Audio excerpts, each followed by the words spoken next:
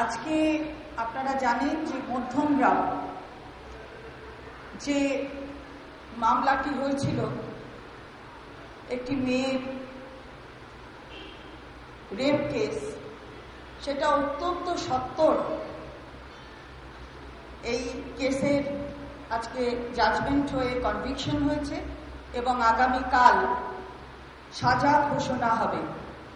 যে কথা বারবারই সরকারের বিরুদ্ধে বলা হয় যে সরকার নারী নির্যাতনের কেসগুলো সঠিকভাবে পদক্ষেপ গ্রহণ করে না, তা মিথ্যা প্রমাণিত করে একের পর এক কেসে সরকারি তৎপরতায় মামলাগুলি চার্জশিট সঠিকভাবে ফাইল হওয়ার দরুন আজকে কেসগুলি খুব তাড়াতাড়ি এর ডিসপোজাল হচ্ছে। তাই আজকের যে মধ্যমগ্রামের কেসের জাজমেন্ট হলো, সেটা প্রমাণ করছে যে বাংলায় মাননীয় মুখ্যমন্ত্রী মমতা বন্দ্যোপাধ্যায়ের নেতৃত্বে যে সরকার চলছে, তারা অত্যন্ত গুরুত্বের সঙ্গে এই নারী নির্যাতনের মামলাগুলিকে দেখছে বলেই এই তৎপরতা সম্ভব হচ্ছে।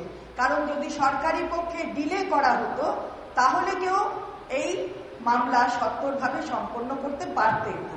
কিছুদিন আগেই আপনারা জানেন, দুদিন আগে আরেকটি মামলা গুড়াপের কেসেও ঠিক একই ধরনের সরকারি তৎপরতার জন্য খুব তাড়াতাড়ি ডিসপোজাল করা সম্ভব হয়েছে।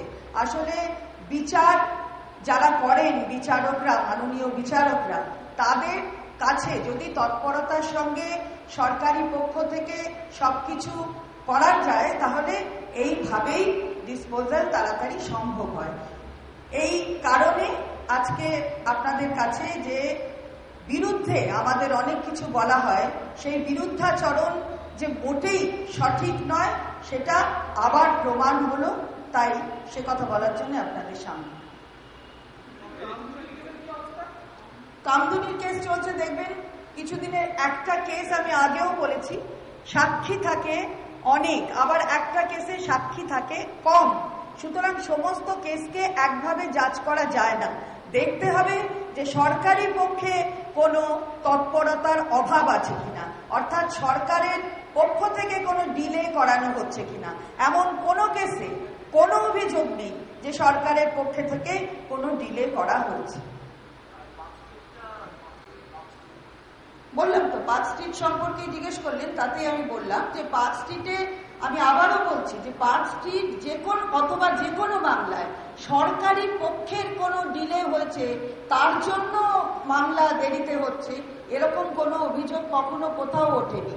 সুতরাং একটা মামলা এবং প্রত্যেকটা মামলা কিন্তু একই ধরনের হয় না। একটা মামলায় সাক্ষী থাকতে পারে 100টা, একটা মামলায় সাক্ষী থাকতে পারে 10টা।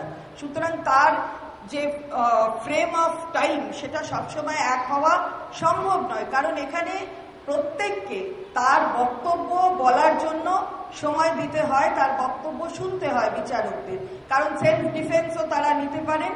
কিন্তু যেটা দেখার জায়গা সেটা হচ্ছে সরকারি তৎপরতার কোনো অভাব আছে কিনা, এমন কিছু হলো কিনা যাতে চার্জশিট ফাইল করতে অনেক দেরি হয়ে গেছে, সরকার তৎপর হচ্ছে না, অথবা সরকার অকারণে কোনো টাইম নিয়ে সেটাকে ডিলে করাচ্ছে। এই ধরনের কোনো অভিযোগ কখনো সরকারের বিরুদ্ধে কোথাও থেকে ওঠেনি এবং সরকারের তৎপরতার জন্যই এইভাবে কাজ করা সম্ভব হয়েছে। এটা 1 বছরও হয়নি, 1 বছরও হয়নি, 6 মাস, 6 মাস কি 1 বছরও হয়নি। আমি এটা নিয়ে বলতে আসিনি, কোনোটা নিয়ে বলতে আসিনি, এটা বলতে এসেছি সেটা বললাম।